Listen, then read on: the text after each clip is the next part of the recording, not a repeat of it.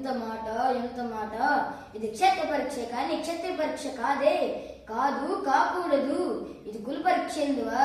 నీ తండ్రి భరద్వాజ్ జననం ఎట్టిది, అది జిగుప్సాకరమైన నీ సంభవం ఎట్టిది. మట్టి కుండలో పుట్టిదు కదయ్యా. నీది ఏ కులము?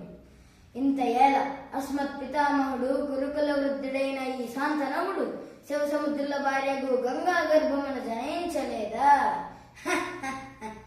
ఈ నది ఏ కులము? నాతో చెప్పింతుమేమయ్యా.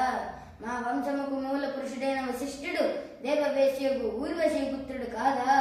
అతడు పంచమీ జాతి కన్య అయిన అరుంధతి ఎందు శక్తిని, ఆ శక్తి చండాల ఎందు పరాశుడిని, ఆ పరాశరులు పల్లె పడితే అయిన మత్తిగింది ఎందు మాతాత వ్యాసుని, ఆ వ్యాసుడు విధవరాండ్రైన మా పితామహి అంబికతో మా తండ్రిని, పిన పితామహి అంబాలికతో మా పిన తండ్రి పాండురాజును, మా ఇంటి దాసితో ధర్మ నిర్మాణ జనుడని మీచే కీర్తించబడుతున్న ఈ విదుర దేవుణ్ణి కనలేదా?